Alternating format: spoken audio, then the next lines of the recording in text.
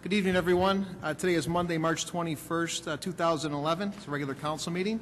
And I'm going to actually turn it over to Alderman Levin in the 5th Ward, who's going to announce a special guest that's going to help us with our Pledge of Allegiance today. Thank you. We have our guest from Troop 78, Scoutmaster Jeff Klang, and two Scouts, Gunnar Klang and Cody Kozar. If you'd like to step up towards the podium here and start us off in the Pledge of Allegiance. Thanks, gentlemen. If you could all please rise for the Pledge of Allegiance. Thank you. When you're ready. Pledge allegiance to the flag of the United States of America, to the republic for which it stands, one nation, under God, indivisible, with liberty and justice for all. Thank you, Scouts. Thanks, gentlemen. And at this time, in order to make this meeting official, I'd ask Clerk Spencer to call the roll, please. Gutenkopf. Here. Pezza. Here. Shea. Here. Leader. Here. Rose. Here. Graham. Here. Hipskin. Here. York. Here. Levin. Here. Healy. Here. Morley. Here. Kennedy. Here. Mulliner. Here. Wagner. Here. 14 present, 0 absent. 14 present, 0 absent. We have a quorum. And next on the agenda is a public hearing for a 2011 budget. There is a public hearing scheduled for this evening. The public hearing concerns the city's proposed 2011 budget. I call the public hearing regarding the 2011 budget to order. Roll call, Clerk Spencer, please. Gutenkopf. Here. Pezza. Here. Shea. Here. Leader. Here. Rose. Here. Graham. Here. Hipskin. Here. York. Here. Levin. Here. Healy. Here. Morley. Here. Kennedy. Here. Mulliner. Here. Wagner. Here. 14 present, 0 absent. 14 present, 0 absent. The purpose of this public hearing is to take public comment concerning the city's proposed 2011 budget. I would ask the clerk read any written comments concerning this matter into record. Have any written comments? No comments. Would any members of the public like to make any comments for the record? Go ahead. Please, if you could, state your name and address. And then we'd like to limit the comments naturally to 3 minutes. That's not apparent that the time is going to be limited to 3 minutes for the public hearing. Okay. My name's Tamara Brenner, 137 North Caroline Avenue here in Elmhurst. I had a couple things I wanted to express about the budget and the budget process as I've seen it. First of all, the time frame for the budget this year, had the city manager presenting the city with these papers on March 7th, first week in March, which is the latest it should be presented to City Council. And the hearings, the hearings in Committee of the Whole started on March 14th, which leaves the 14th, today the 21st and the 28th, for discussion of the budget. And then there's an approval date set for April 4th, which seems pretty soon to me. It's the first week in April, and that's the marked in bold date that's set for approval of this budget. It seems like a very short period of time to go through a very lengthy budget and to make decisions and to have conversation, to possibly have changes if that were what the council wanted to do. I'm surprised the budget wasn't presented a little bit earlier in time. Kind of along the same lines, there are some issues, I think, with user friendliness in the budget.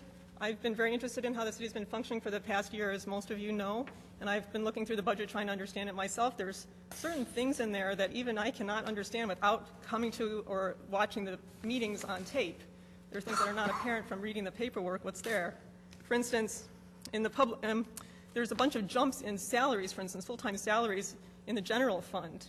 Like in the Public Works Department, there's a couple divisions there where funds have apparently been reallocated from the general fund over to the municipal gas tax fund.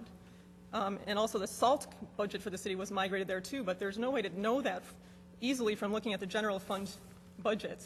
There's no footnotes or anything to say, hey, this is zero where the salt used to be is because we migrated someplace else. And these big jumps in salaries from the electrical part of Public Works and so forth have been migrated someplace else. There's no place where that's cross-referenced. Another thing that I had to learn from coming to the meeting or listening to it on tape was about the planning and zoning portion of the general fund, where there's now a new salaried position, it looks like, that's budgeted for half the year for next year. You guys had recently taken two two positions away, and then we're using consultants for a lot of economic development things, and now we're going back to hiring a full-time person because having just one person was inadequate. That's maybe not unreasonable, but a couple things, there's no way to know that, again, from what the reasoning was behind that from looking at the budget paperwork, and also what's going to happen with the consultant use once this has happened. And another major big jump in salary issues that I saw in the general fund was the increase of $100,000 in the administration portion. And without coming to the meeting, there was no way for me to know that that was because of the possible intention of hiring a full-time assistant city manager, which is kind of an interesting thing to find out. So the process for hiring the new city manager has been underway for quite some time. The public's known about it since November. There's a timeline that's been posted that's now no longer functional. That city manager was to be selected before April. Now it's pushed back for an unclear number of weeks. And it seems like in that process there should have been some mention that there was a notion of hiring an assistant city manager full-time at $125,000 to $150,000 per year. This seems to me like the process is a little bit politicized. I hope it's a process that's being conducted honestly, but it seems like there's some politics going on behind it, which is a little disappointing. Another thing that I have a question about, which I hope you guys will get to sometime in the next couple of meetings, is about the bond issue for 2011, which is $15 million bond issue, of which $12 million is to go to this new development on Addison Street with a parking deck with the retail plus or minus office, where there's been no decision made about whether there's going to be office, whether it's going to be 3 stories or 4 stories, or any sort of decisions along those lines. It seems like there's a lot of work still to be done before you need to have financing done. So I was curious when those bonds are going to be issued and when we're going to start paying debt on stuff like that when we don't even have the project really in hand yet.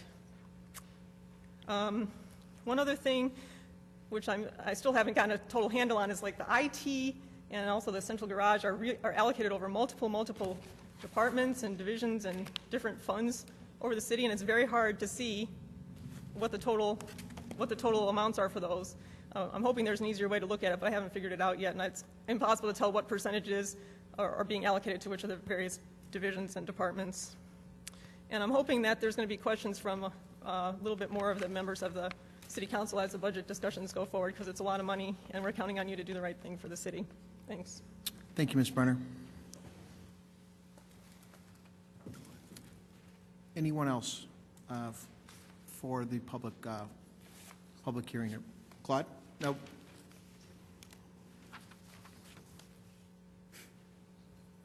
Again, if you could please state your name and address. My name is Claude Pogat. I live at 566 West Gladys. This budget issue came up maybe 3 weeks ago, and there were all kinds of charts and everything. And well, the city worked through some tough times, and things are looking better.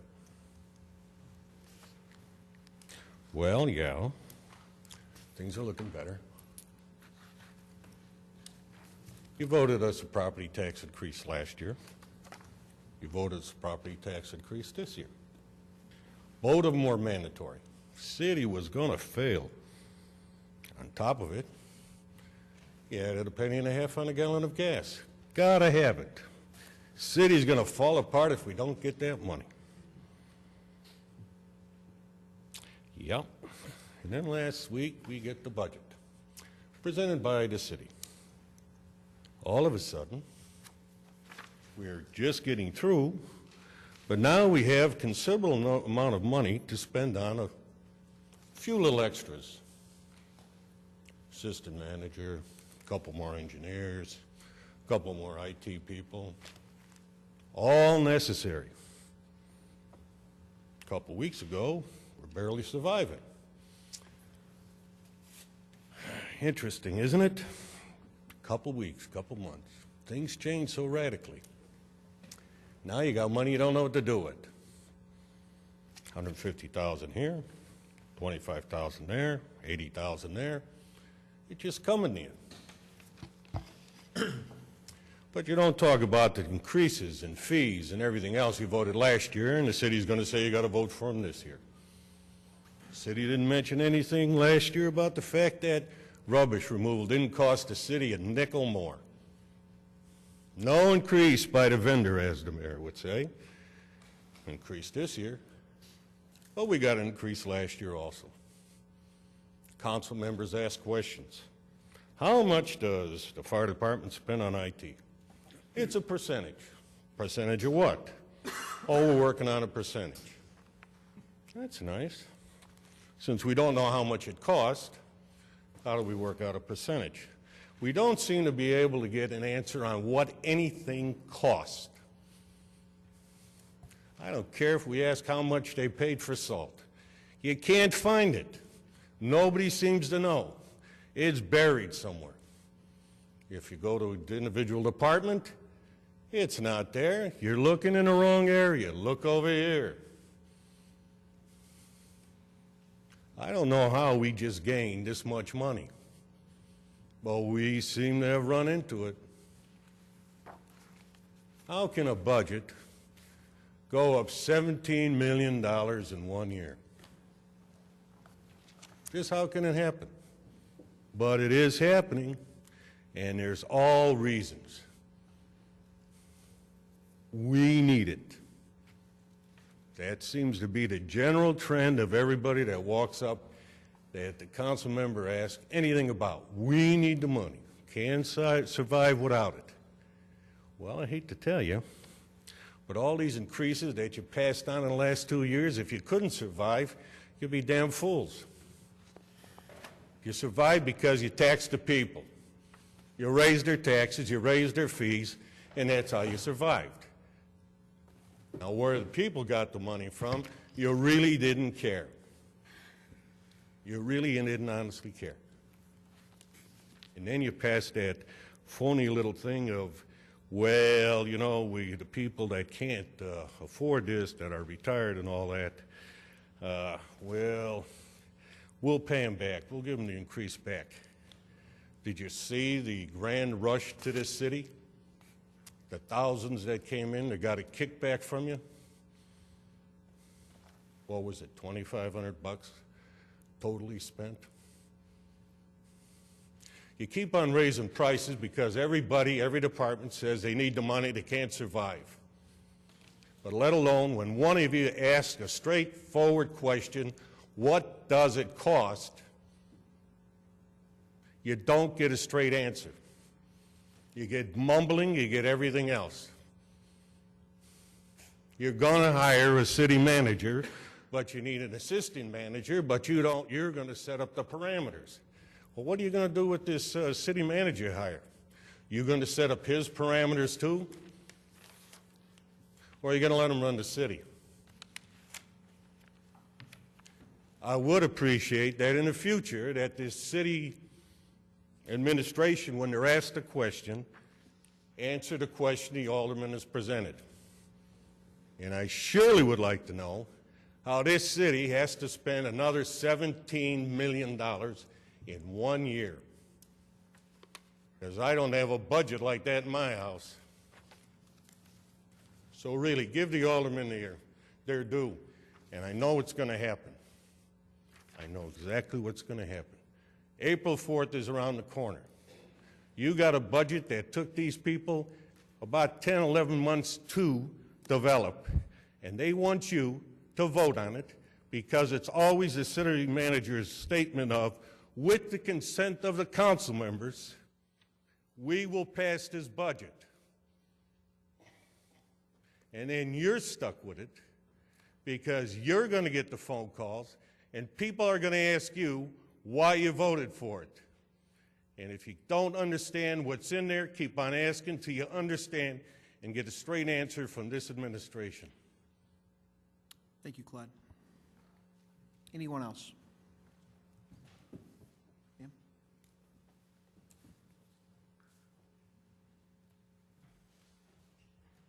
Liz Widmeyer, 908 Sailor. I didn't make it to the meeting last week, but I did watch on TV. One thing that I found interesting regarding the budget is the talk of the assistant city manager. What I didn't like, and I have to vent, is if we hire a rock star for a city manager, we might not need an assistant. What does that say about our current city manager? And do we need an assistant city manager? Do we need one or not? We hired a search firm to find a city manager, did we not? we should be able to find a rock star city manager. If that city manager needs some help, we need to make that decision. But if you're going to budget for an assistant city manager, not knowing if you're going to hire a rock star, it doesn't present well. And that's all I had to say. Thank you. Thank you, ma'am. Anyone else? Anybody? Okay. I will officially close the public hearing. I ask for a motion to adjourn. Alderman Hipskin, Alderman York with a second. All in favor, say aye. Aye. Anybody opposed? Okay. This hearing is adjourned. We will now go on to the next portion of our meeting where we get into some fun stuff here. Swearing in of Fire Department personnel, Brandon Riggert, firefighter. You can meet me up here to the right by the podium. We've got a new firefighter we're swearing in today, so.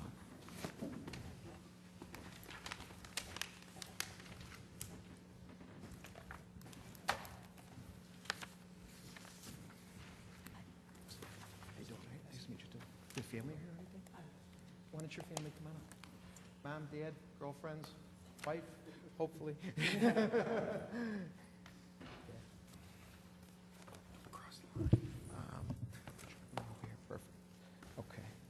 First of all, before I swear Brandon in, and it's probably one of the most biggest privileges that I have as mayor, when we swear in somebody that's going to, keep our town safe. Policemen and firemen, they keep our town safe, and they ultimately will, God forbid, put themselves in a position that can endanger their own lives to keep us safe. So it's an honor, it's a privilege to have these young men step up and serve our fine city. Brandon has an associate's degree in emergency medical services from the Illinois Office of State. He's also the Illinois State Office of Fire Marshal Firefighter 2. He's an EMT paramedic for 4 years. Worked as a paramedic at Elmhurst, as a contract medic for 1 year, and a firefighter for a year and a half with Palatine Rural Fire Department before he came to the Elmhurst Fire Department. And the chief just told me, Chief Cop, that he was just offered a job up in Milwaukee before he was offered this job here, and he said he wants to stay here in Elmhurst. So we got a guy that's dedicated.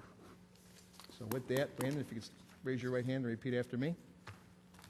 I, Brandon Riggert, I, Brendan Riggert, do solemnly swear do solemnly swear that I will support the Constitution of the United States of America, to support the Constitution of the United States of America, the Constitution of the State of Illinois, the Constitution of the State of Illinois, the Charter laws and ordinances of the City of Elmhurst, the Charter laws and ordinances of the City of Elmhurst, the rules and regulations of the Board of Fire and Police Commissioners, the rules and regulations of the Board of Fire and Police Commissioners, and that I will faithfully discharge the duties and I will faithfully discharge duties of firefighter of firefighter according to the best of my ability. according to the best of my ability. So help me God. So help me God. Congratulations. Thank you.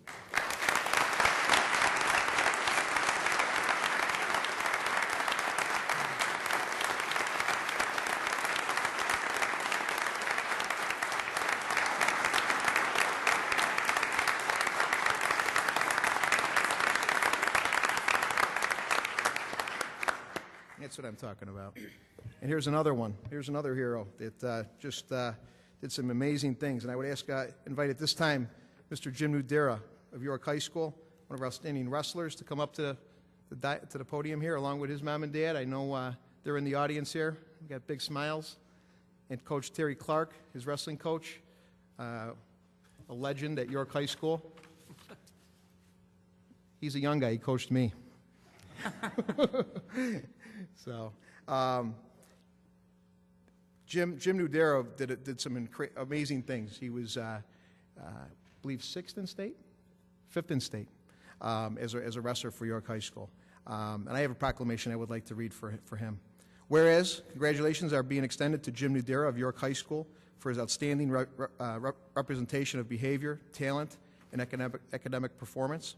And whereas Jim was named York High School wrestling captain, all-state wrestler, all-conference wrestler, all-conference academic wrestler, and all-state academic wrestler with a 4.1 GPA and a 31 ACT. So he's not only a tough wrestler, but he's a smart kid. And whereas Jim was York's highest place finisher in the Class 3A state wrestling tournament since 2003. And whereas Jim was an all-conference football player, all-conference academic football player, and West Suburban football champs captain. And whereas Jim Nudera has shown outstanding sportsmanship, respect, courage, leadership, teamwork, and responsibility. And now therefore I, Peter P. DeCiani III, Mayor of the City of Elmhurst, do hereby proclaim March 21st, 2011 as Jim Nudera Day here in the City of Elmhurst and urge all residents and the youth of our community to celebrate his remarkable achievements. God bless, Jimmy.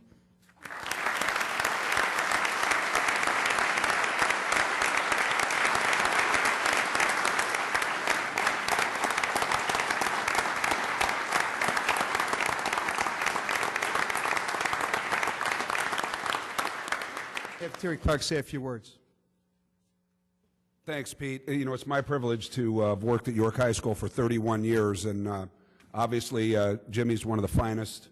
Not only was he our quarterback in football and an all-state wrestler, but he's one of the finest human beings, and he is a role model for all 2,700 students at York High School.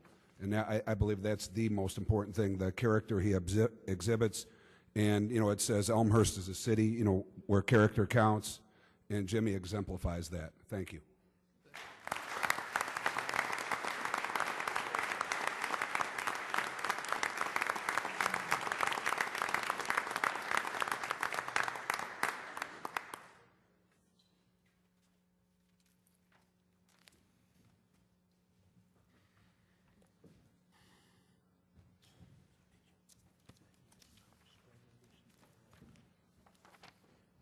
Told you we had fun stuff tonight. All right. At this time, item number 6, receipt of written communication and petitions from the public. Is there anybody with any written communications and or petitions to the public? If there is, please rise and present those to Clerk Spencer at this time. Anybody with petitions and or written communications to the public? Okay. Now we go to the public forum of our meeting, and Clerk Spencer, has anybody signed up today for public forum? Yes, we do, Mayor. We'll start with John Robiletti, 625 West Gladys. And I can remind everybody, this will be 3 minutes for sure. Mr. Robiletti, it's good to see you. John Robiletti, 625 West Gladys. I missed the meeting about hiring an assistant for $150,000. Why do we need an assistant? I just don't understand that. If the person you're hiring as a city manager, do you read his resume? Don't you think he's good enough? Why do we need an assistant? And then when it comes to doing referendums, the street sidewalk referendum been in there since last July. Never heard anything about how they vote for that. And then how about raising the amount so that seniors and people that lost full-time jobs that take part-time jobs get a rebate? When is that ever going to come up? Thank you very much. Thanks, Mr. Robiletti. Next, we have Claude Pagash, 566 West Gladys.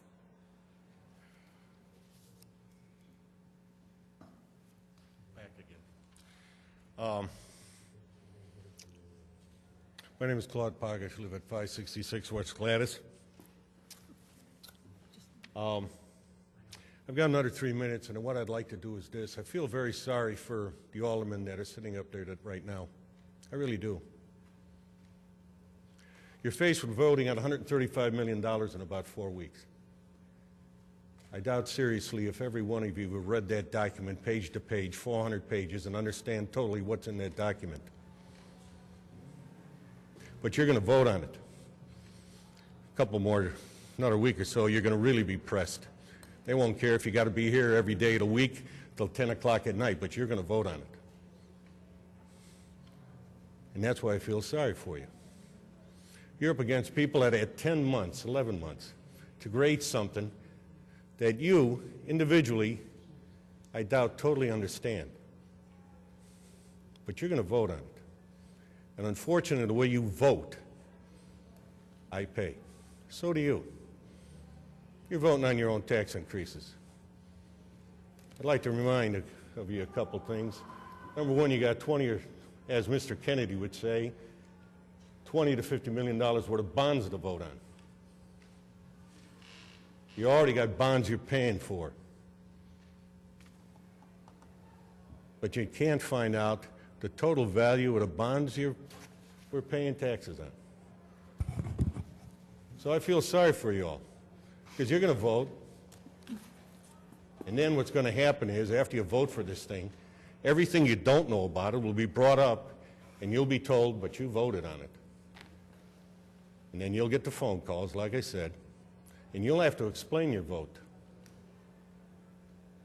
And that's unfortunate, because if you had more time to consider what you're voting on, you might have half a chance of doing something good for the people of Elmhurst.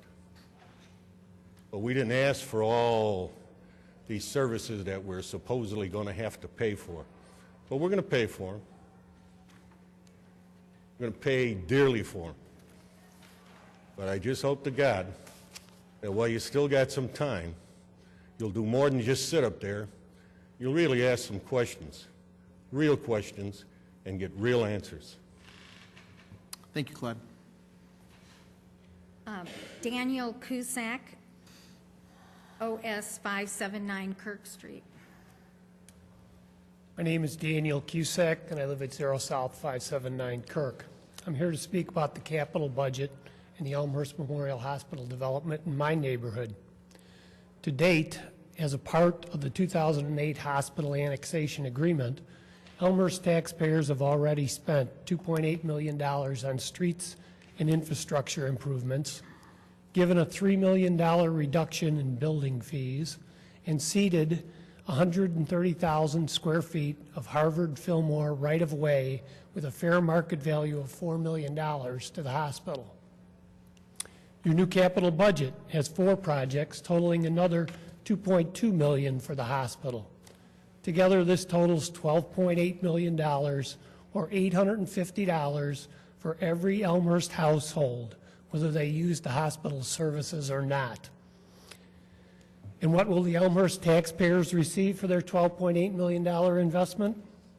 The touted $600,000 in new real estate taxes is now $300,000 because one of the medical office buildings has been put off indefinitely. Furthermore, locating the new hospital within close proximity to the shops and restaurants of Oakbrook Mall will actually cost Elmhurst business and sales tax funds. And the development displaced 100 tax-paying families that generated $350,000 of real estate taxes that went to Elmhurst school districts. And don't forget the sales and other taxes that those 100 families will no longer spend at Elmhurst. It concerns me then when I see it reported that Elmhurst Hospital is one of the most profitable in the Chicago metro area. And it makes me mad when hospital officials refuse to replant trees torn up on residents' easements, refuse to provide energy center noise abatement equipment, and refuse to build adequate berms to insulate the neighbors' homes from traffic noise and car headlights shining in their windows from adjacent parking areas. My point is not that the new hospital is not a good thing. It is a good thing. My point is that Elmhurst taxpayers should not be footing the bill for a highly profitable hospital that pays its executives over $600,000 a year and does not respect its neighbors. Please do not continue providing taxpayer funds to large organizations that are fully able to finance themselves. Thank you. Thank you. Katie Padberg, 740 East View Street, Lombard.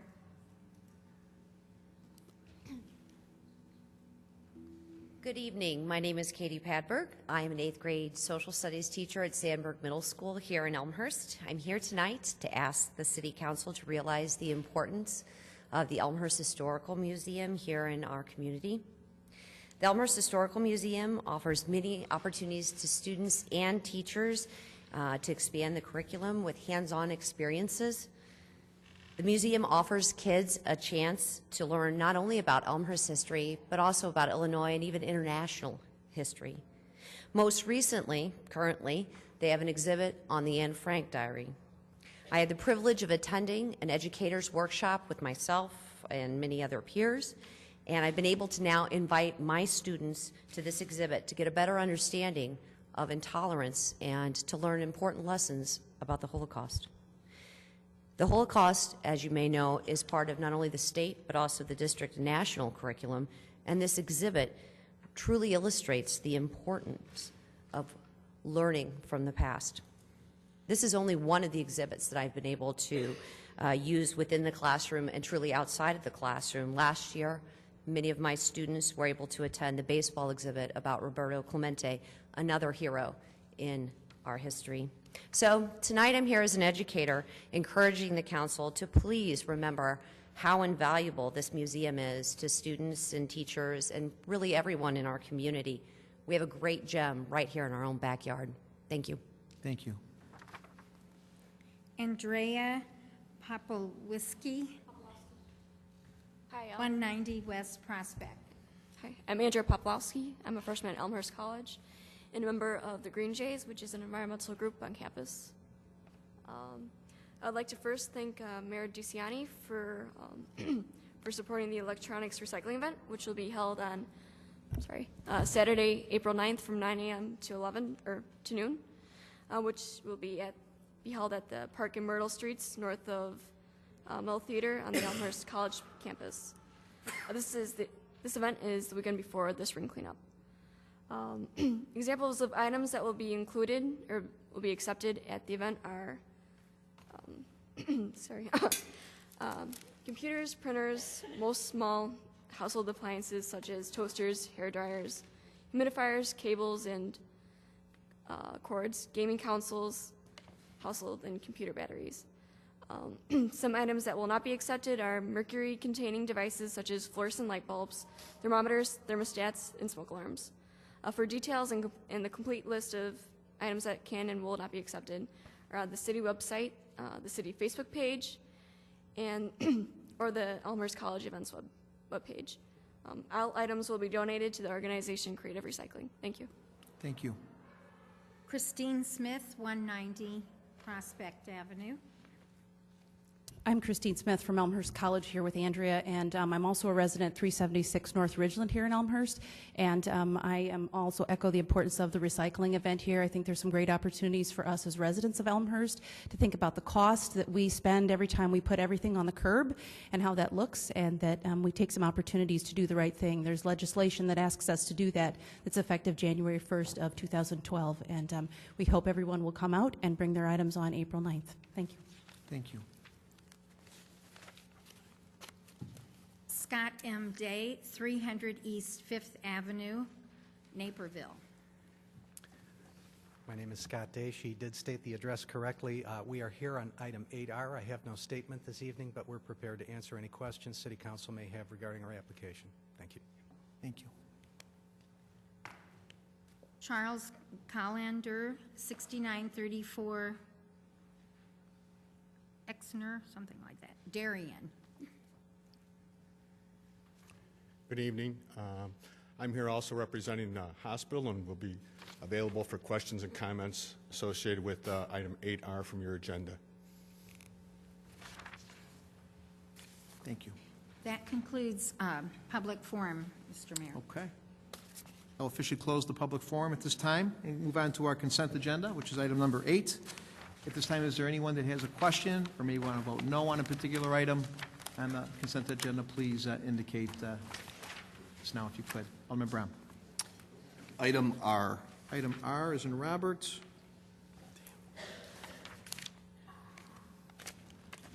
Alderman Shea. Yes. Item P is in Paul. P is in Paul.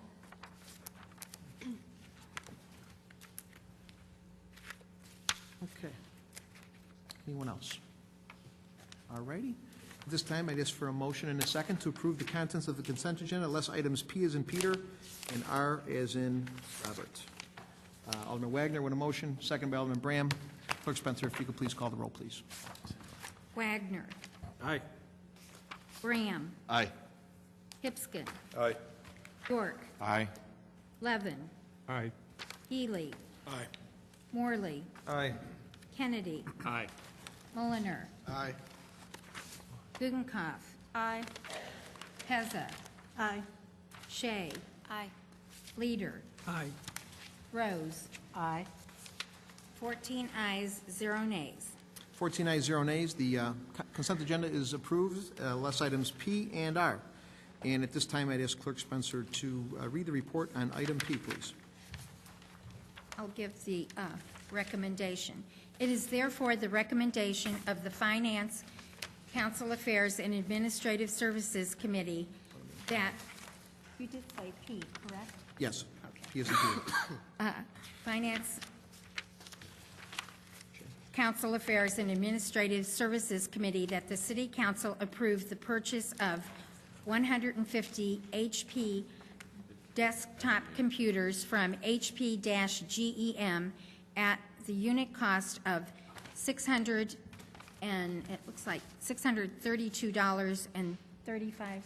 There's a comma there, but is that right? Yeah.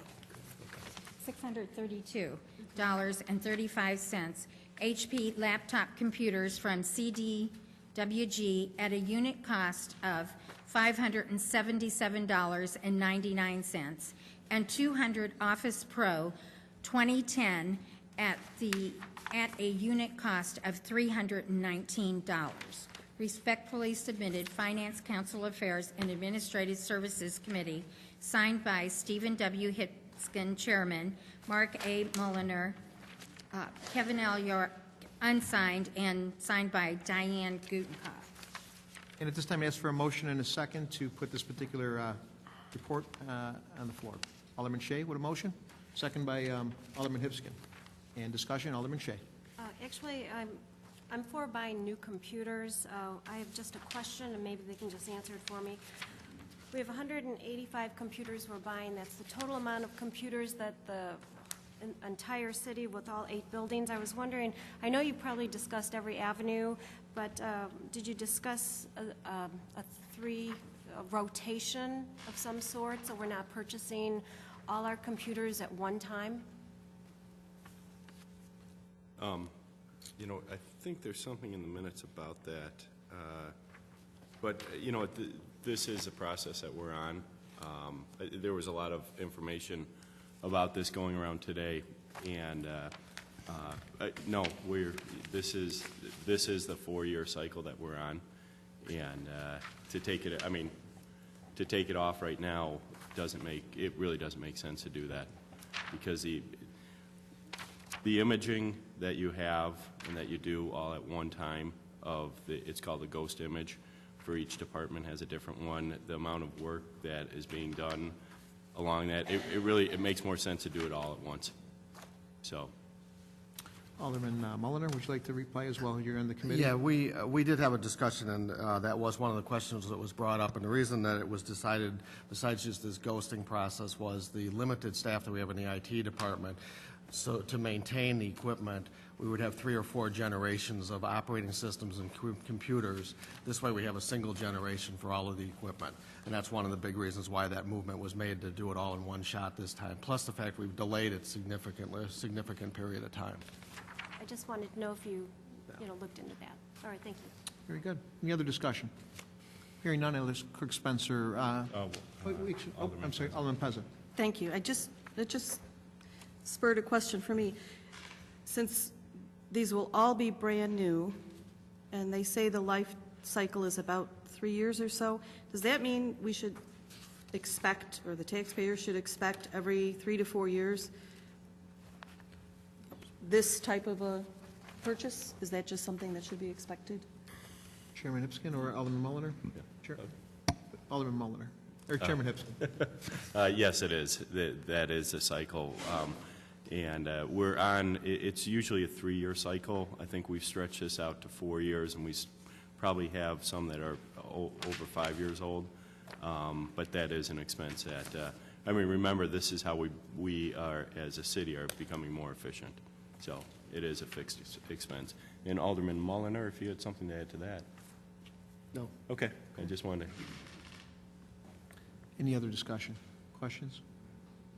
Okay. Being that this is a report, we can do this by voice vote. All in favor say aye. Aye. Aye. Anybody opposed? The report passes. And item R, it's a recommendation. Clerk Spencer, if you'd be so kind to read the recommendation, please. Therefore, it is the recommendation of the Development, Planning, and Zoning Committee that the City Council approve this request for conditional use. The city attorney is hereby directed to prepare an ordinance authorizing the conditional use as presented. Respectfully submitted, Development, Planning, and Zoning Committee, signed by Stephen Morley, Chair, Susan J. Rose, Vice Chair, and Norman Leader, Alderman, Second Ward. This time I ask for a motion and a second to put this report on the floor, please. Alderman Morley with a motion, second by Alderman Rose. In discussion? Alderman Morley? Thank you, Mr. Chair. All of you should have received another one of these fabulous binders from Elmhurst Memorial. We went through it extensively at our committee. Basically, what this is everyone's aware that there's a hospital going up at the south end of town, and by adding that additional facility, Elmhurst Memorial Healthcare actually has 18 different facilities in the suburban area, 9 of which they deem as critical and require this sort of communication, direct one-on-one communication. Right now, Elmhurst Memorial has use on the Ducom Tower. It's a 200-foot tower that is, I told Alderman Brom earlier today it was a chip or a pitching wedge, and he corrected me. He said it's more like a drive and a chip. But right now, the Ducom Tower is very close to the Elmhurst Memorial Healthcare Business Operations Center. It's really the brain of their operation. And by adding this facility down south, they need to add additional microwave dishes to be able to communicate. And basically, this is a redundant communication, which is imperative for the hospital. If there's a pipe gets severed, something happens underground, they would shut down. And obviously, we can't afford for that to happen. So this is a redundant communication that allows the critical care at the various facilities to continue to operate. Elmhurst Memorial considered several options when doing this. Right now, they're on the Ducom Tower that's 200 feet tall, and they're at about 150 feet. Because of the position of the new hospital, they actually have to go a little bit higher. And the Ducom Tower actually can't handle what they want to do. It actually goes up 200 feet, but it's already leased out above that. In addition to that, unlike the cell towers or the cell receptors that kind of look like long boxes, these microwave dishes are actually, well, they look like big giant dishes, and they're subject to a lot of wind shear.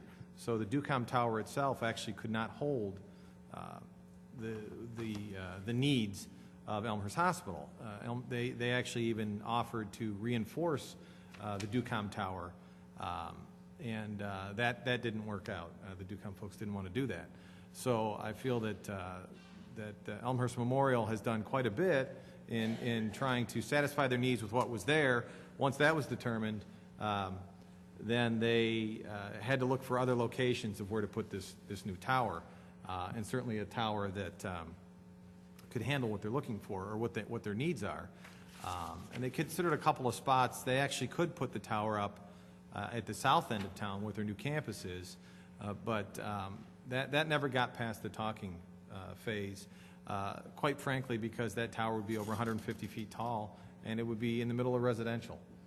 There's condominiums down there. There's a new development going up down there. There's homes down there. It just didn't make a lot of sense. So ultimately, what they ended up with, what their proposal is, and what they're applying for, is to put up this tower in an I-1 district or I-1 zone, where their business operations center is currently located. They will be able to construct it to be able to handle the 9 dishes that they want to put on it, and it will meet their needs. It's a 192-foot tower, and the tallest dish is going to be at about 180 feet. And that pretty much covers it. We spent, maybe a half hour or so in committee, asked a bunch of good questions, and I think the Elmhurst Memorial folks really did their homework. The last thing I'll say is that the final location that they picked is in among other towers. It's close to the DUCOM area. That's the similar height. It's got the ComEd wires that are even taller. And it's about as far away from residential as you're going to find in the city of Elmhurst. So with that, I'd be happy to entertain any questions, Mr. Chair. Thanks, Chairman Morley. Questions, discussion? Alderman Brown.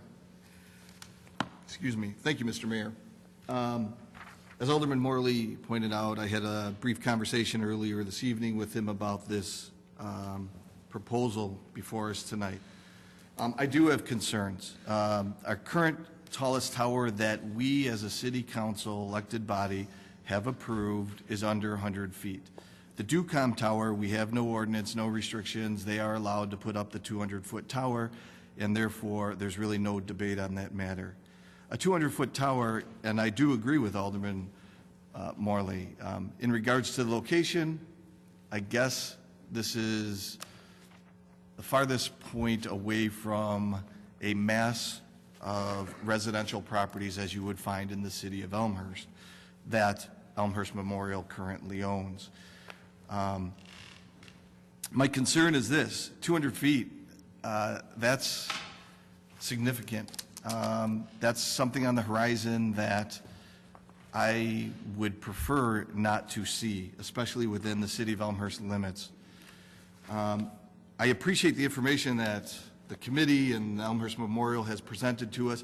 I wish I would have received it earlier. I spent a late night last night trying to read through the inch and a half document, but there's a lot of good information in there, some of which generated more questions for me than answers. Alderman Morley did state in regards to why the DUCOM tower is no longer applicable. I guess the one question that was generated from this to me was, what do other hospitals do? And why do I ask that? Because there was a comparison in neighboring towns, and there's not one other town that has this height within its facility. And actually, other than DuPage County, Elmhurst has approved, I think, 7 towers in general, cellular as well as microwave, compared to some of the other communities, 6 and below. But what do other hospitals do? This is a secondary communication link. So this would only take place if the primary link went down for any extended period of time. And as the document states, as the testimony states, really what it comes down to is microwave has just as many issues, different issues, but just as many issues as underground AT&T network has. Not faulting AT&T, but that's the historic network within our community. Weather would be huge, and that would be a factor potentially in both circumstances. So weather is definitely an issue. So my question to the committee or the city staff, or maybe if we suspend the rules to the Elmhurst Memorial staff or attorney that is here this evening, what are other hospitals doing and how are they getting around this? Because I'm not seeing a whole bunch of 200-foot towers throughout other communities. First question. And I will hold off until that question is answered. Chairman? I don't. The best I can say is that city staff certainly reviewed the application and the engineers went over it, and this is what has been determined that the applicant needs. And I think to try to compare it to other hospitals is, I don't know how germane that is to this conversation. We have a hospital system here that has 18 different locations. I don't think you're going to find another group to compare it to. This is what they need. It sounds to me like Alderman Bram has an issue. Pardon me, don't mean to address personally. It sounds to me like the question is that that there's just a disagreement that maybe the height of the tower isn't something that's preferred. But I can tell you, and I think I feel, and I don't want to speak for the committee, but all options have been exhausted. And quite frankly, personally, I'm against soliciting conversation from the audience when we have the information here. If it was something that we didn't have, I'd be okay with that. But it sounds to me like the objection is the height of the tower, and it's the height of the tower. And Alderman Morley, real quick, I just have a question. There already does exist a tower that is 200 feet in Elmhurst, is that correct? The DUCOM tower is 200 feet. I just want to clarify that. Alderman Leader? I've always believed that the major role of the city of Elmhurst is about the health, welfare, and safety of its citizens. And I'm going to read from the report which we all have here. It says, Dr. Robert Whitcomb, anesthesiologist,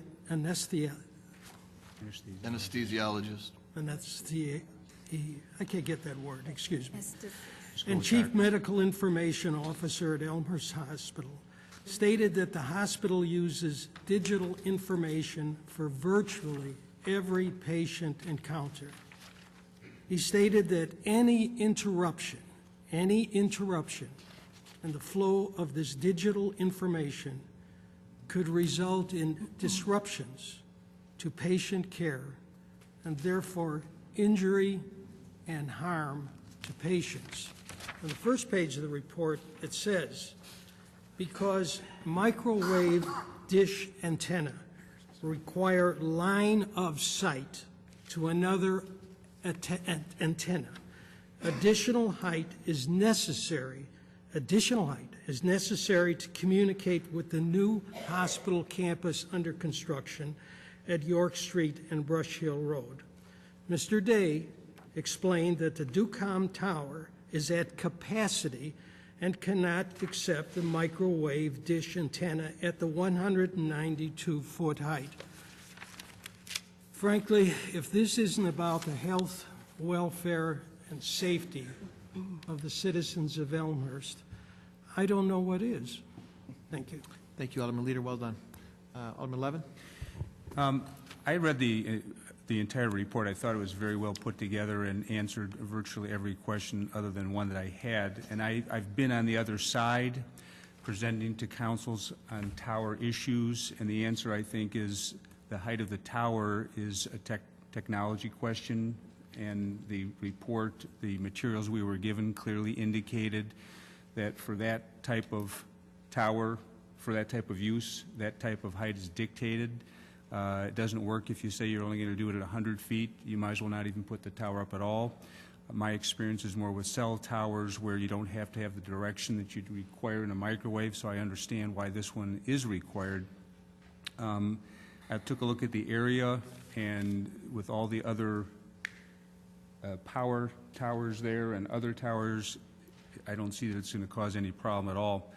So I will support this. The only question I have is there was, and in other communities I see this, there's a concern about putting up multiple towers to the next person that comes along. There was discussion in the materials about the willingness to share, including with the city, which is appreciated, but I don't really see anything in the ordinance that addresses what happens if someone comes along and they also want to put up their 192-foot tower, and we might say, well, there's space available. There's no requirement that the hospital share that facility, and I see there's no profit motivation. That's the only thing that I see lacking, but in terms of the need for the tower, to me, it was very clear that it's required. Very good. Alderman Pezza. Thank you, Mayor. First, something I noted, I would like to thank Chairman Whistler for once again recusing himself from the discussion and the debate on this issue since he sits on the hospital board. I find that very honorable, so thank you, Chairman Whistler.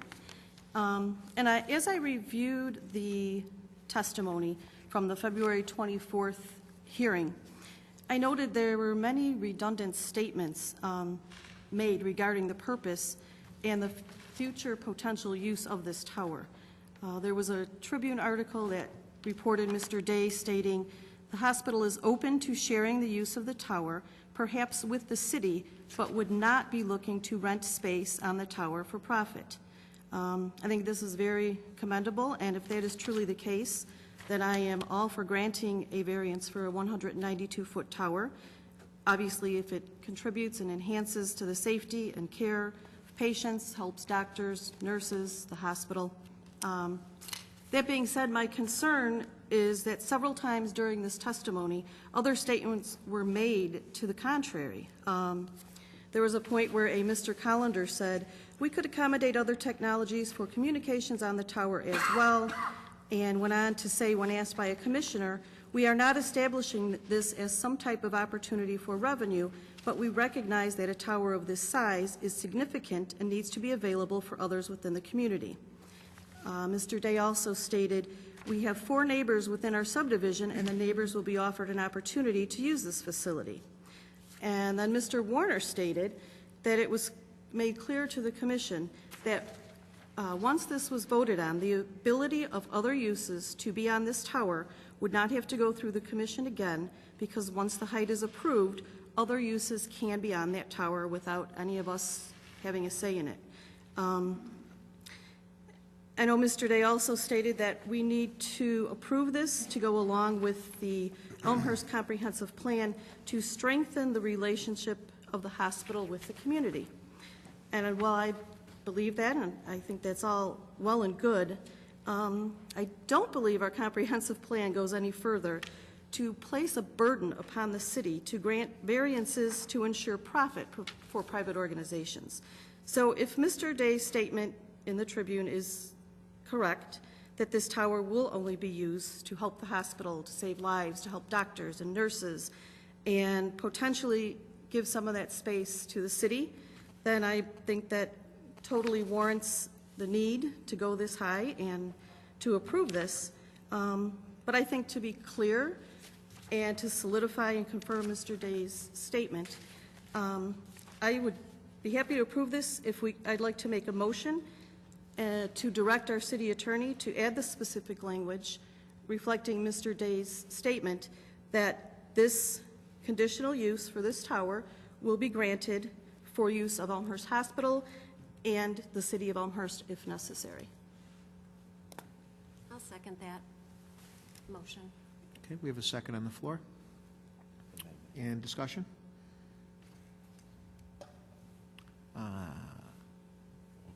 Alderman Morley, Chairman. I'd like to ask the city attorney, I don't have the ordinance in front of me. I know that there's reference to whomever it is, whether it's the hospital or whoever's asking, be cooperative, if you will, in sharing this tower. And what additional restriction are we placing? Can you draw the line there? Because I know we discussed it in committee, and I don't have a recall of the actual ordinance. All that's before you tonight is just a report, so the ordinance will be coming. Well, I mean... You mean our ordinance? Yes, our ordinance, what it falls under. I think we're in a position where we could effectuate, if the council was in support of the amendment, we probably could, I would talk to Mr. Day, of course, but effectuate that amendment. I think we have the capacity to do that, I guess is what I'm saying. I'm trying to recall, I know that they followed proper protocol, and they're stating their reasonings and stating their uses, and I was trying to recall that in our ordinance, what it says about allowing Elmhurst to use it and sharing with your neighbors and stuff like that. Do you have that?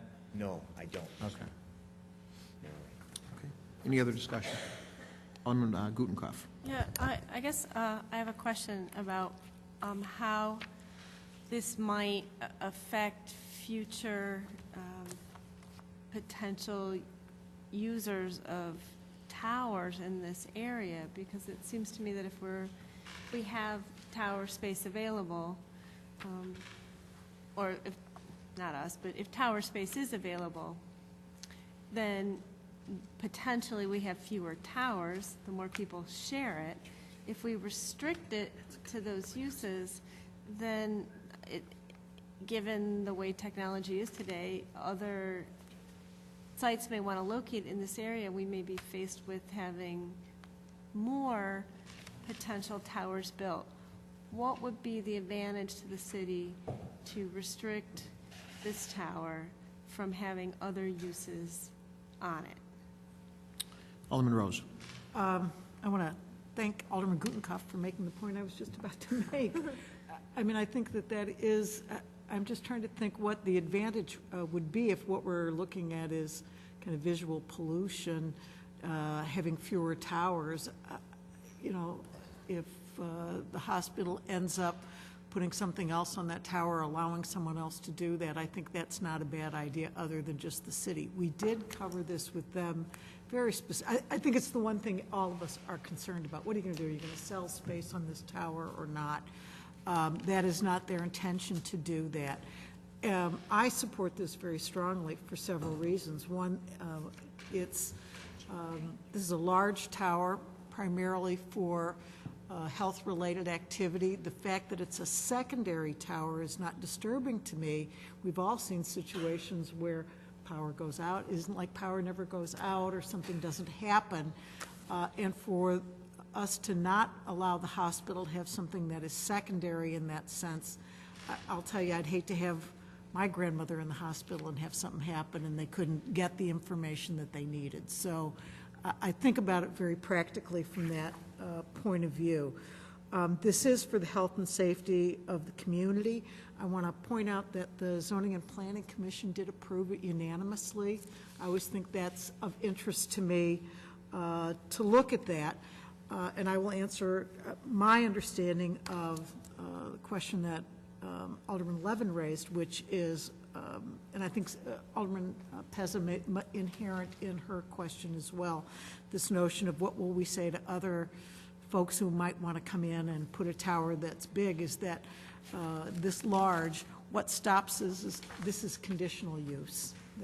They cannot, no one can put up a tower as of right, as of this size. That's the beauty of conditional use. My understanding is that a lot of people worry about precedence in relation to zoning, that is not a principle that applies as we think about it. All zoning situations are unique for various reasons, but it's conditional use. We can always say to the next person, if we don't want it up there, we don't want it up there, and we don't really have to do that. So I would support this strongly. This supports health and safety. I would not support the amendment proposed by Alderman Pezzik because I just don't see, I think that ties our hand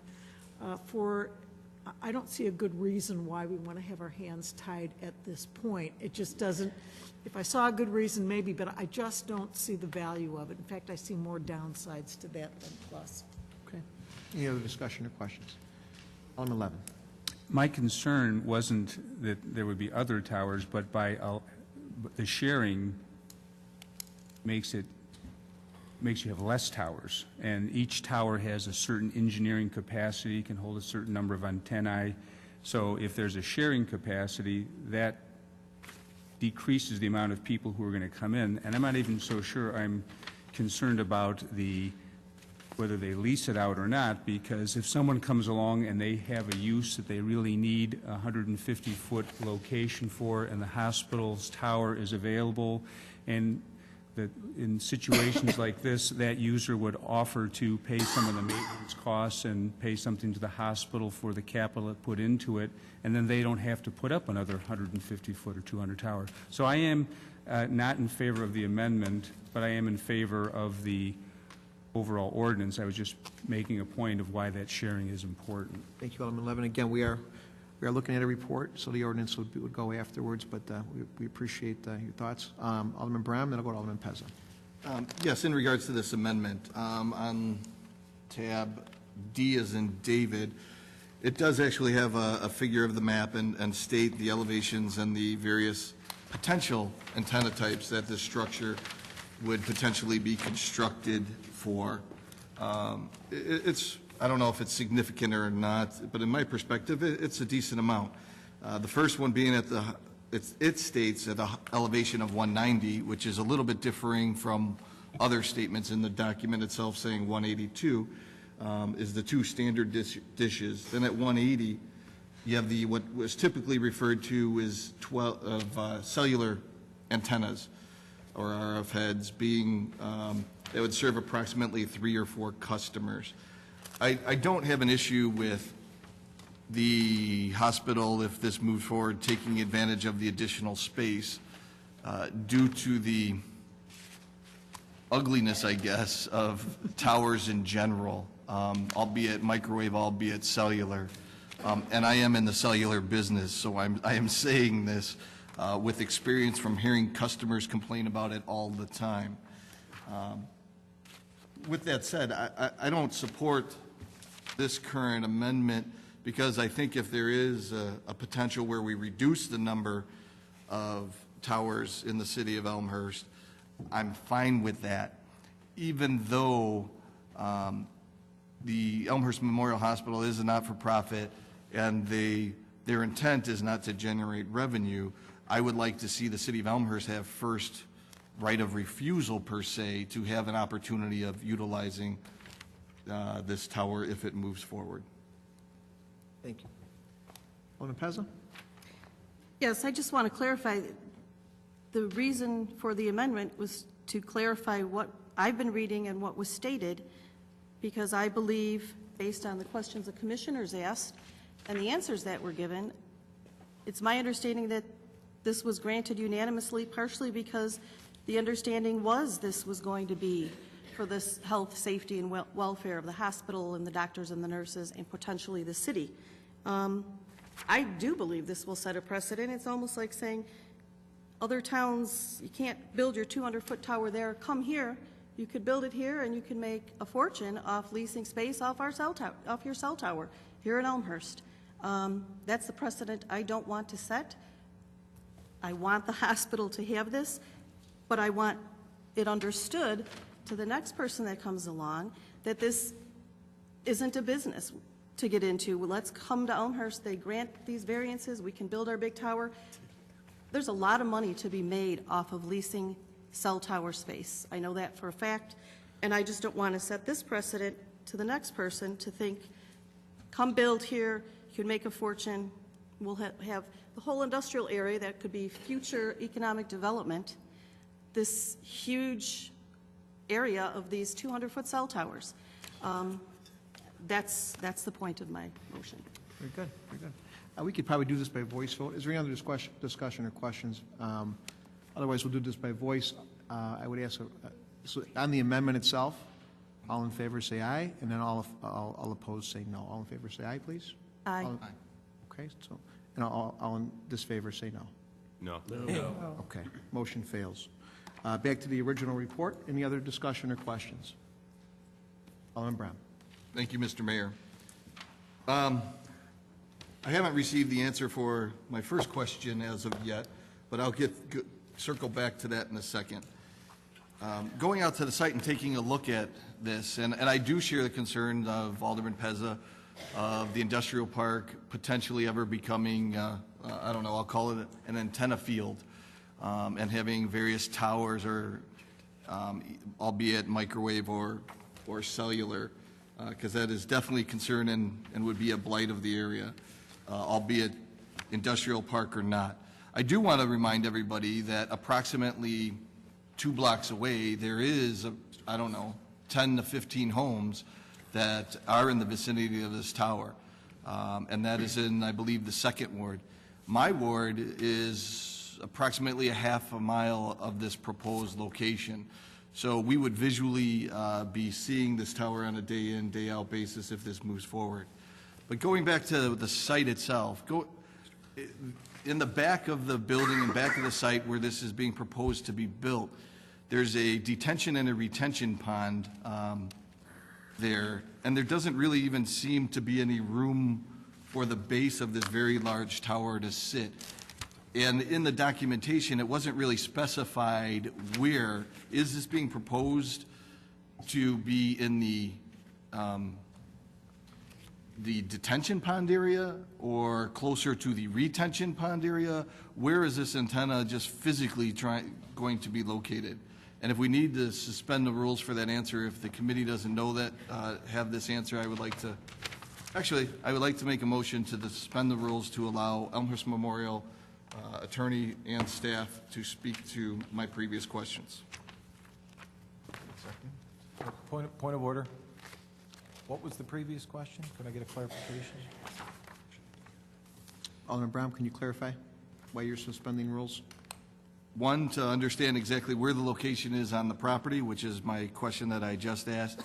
The previous question was to understand the options that were reviewed and dismissed compared to the 192-foot tower proposed for the industrial park, and the reasons why behind it.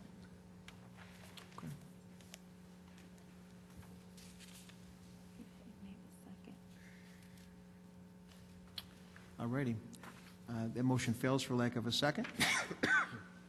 Alderman Pezzo with a second? Okay. We can do this by voice vote, suspend rules. All in favor to suspend rules, say aye. Aye. Anybody opposed to, all those opposed say no? No. Noes have it. We go back to the report. Point of order, does this need a majority to suspend the rules? I think it needs a supermajority, actually. I'd have to look at the code, but I think it needs more than a majority. Why can't we get an answer? Yeah, suspend rules, I believe, is a super. 2/3 done. But even with the simple majority, Alderman, your motion fails.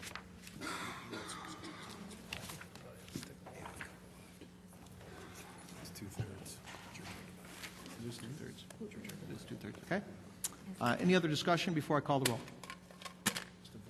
If not, hearing none, Clerk Spencer, if you could please call the roll. This is for the report? Or, excuse me, this is on the original report on item R. We could do this by voice vote. All in favor of the report as it stands? Yeah, the last voice vote failed for lack of a simple majority, not only a supermajority. Okay? And you would need a super in order to win that. So suspension of rules fails, correct. So now we're going to the original report. We can do this by voice vote as well. All in favor of the report, please say aye. Point of order, can we do it by voice vote, or do we have to do roll call? It's not an ordinance. Right. Right. Right. So all in favor, say aye. Aye. Anybody opposed? Nay. No. Okay, report passes. And to item 9, reports and recommendations of appointed and elected officials. Got a long night tonight, so I'm going to keep it short for me. Nothing from me. Status of progress on Stormwater Comprehensive Plan, City Manager Borchert. Just a short report, Mr. Mayor. The Burke is headed up the storms, the entire project, and specifically hands-on. Burke folk are working on the storm sewer system design work. They've begun the development of the storm sewer computer modeling, performed a number of site visits to gather additional background information. They've gone over a significant way the city's GIS database of storm system information throughout the 10 study areas, and are gathering information on anything that's been missed in the data transmission.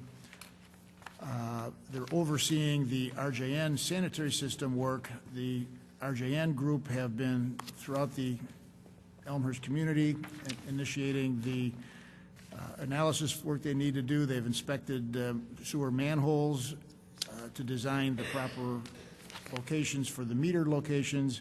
They've been identified, and that metering equipment is being installed for the monitoring of the flows. In a related fashion, Commonwealth Edison reports that they have expedited the trimming in the southwest Elmhurst neighborhood for tree trimming associated with their distribution system, and have begun the installation of the switches to break that system down into smaller areas. When there would be a tree contact or an outage for some other issue like wildlife, that outage would be less of an outage as a result of the additional switchgear they're installing. They will continue to provide written reports on a monthly basis. It's my understanding the mayor will be completing his analysis of the stakeholder groups and the assignments of the individuals to the 5 different study groups of the stakeholders task force, and a meeting will be scheduled. That letter will go out later this month, probably for a meeting to be actually scheduled in April. Working with Burke and RJN, they, at this point, are not really ready to meet with the stakeholder groups, the task force group. They need to get a lot more information done. Best time for that meeting is probably going to be in later April. Any questions? End of the kind of status report. Alderman Wagner, Mr. Chairman. Thank you, Mr. Mayor. Mr. Borchert, the tree trimming that's happening, I've had two different subcontractors, and maybe Director Hughes can actually answer the question. I'm just wondering which one is ComEd's and which one is just normal tree trimming, if that's even, and plus, you have Elmhurst as well going around. I think most of the work is Commonwealth Edison. So they're using several different contractors Yes. at once? All right, make sure. Alderman Healy. Thank you, Mr. Mayor. City Manager Borchert, the monthly reports you mentioned that ComEd is giving to us, are we going to put those online? I assume they're in some sort of written fashion. Yes, that would. Can be we done. put those online under this, the storm section? Yes. Thank you. Any other reports from elected officials? Okay. Thank you, City Manager Borchert.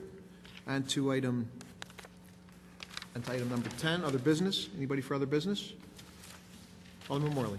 I have a question for Chairman. City Manager Borchert, along the lines of Alderman Wagner's comment. There's been several trees removed in my neighborhood, but none on my block, so I didn't necessarily get notified. A lot in the parkway, I assume they're ash. My question is, is there a notification process to the neighbors? Yes, on the city program of removing ash trees as part of the advanced work anticipating the emerald ash tree borer having a significant negative impact in the community. The worst evaluated, the lower quality ash trees are being removed with the program of removing about 10 to 20% of those each year, and then providing a replacement tree each year in advance of the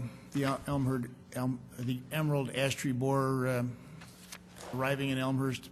Past experience, other communities, other jurisdictions, once it arrives, it pretty much devastates the ash tree population in a year. Answer your question, Elmhurst Forestry does contact the owner of the property that is behind the city parkway where the city tree is located, identifies the homeowner of the city's plans. If there's a strong feeling of the adjacent property owner to leave the tree, if there's a rationale that is reasonable and supported, the city will move to a different location. But in the cases where the tree is removed, the city and the adjacent property owner have come to a conclusion that that's the best thing going forward for the tree to be removed. Follow up? I think I heard you, but I wasn't entirely sure. I'm pretty sure we put trees back in the budget last year and placed our order in time. So the follow-up question that I get is, when will it be replaced? Is it this season? Is that the intent? Tree planting is typically limited to the springtime. My understanding is the trees being removed now will be, the stumps will be removed, and then there'll be a replacement tree in late spring 2011. Great, thanks. Thanks, Mr. Morley. Other business? Anybody else? Okay. Announcements. Any announcements? Alderman York? Yeah, just a reminder, the character counts presentation tomorrow night at Elmhurst College, 6:30. Always a great celebration of those who do a lot of good things in the community. So be sure to recognize that. Thanks, Alderman. A lot of good people in this town, as we saw earlier. Any other announcements? Anybody? Motion to adjourn? A lot of hands. Look at this. Alderman York with a motion. Alderman Morley with a second. All in favor, say aye. Aye. Anybody opposed? We're adjourned. We will be opening our, I'll do a 5-minute recess, and we're going to have our committee of the whole meeting regarding budget. So please stay tuned, and if you want to grab a water, take a break, we're going to give you a few minutes.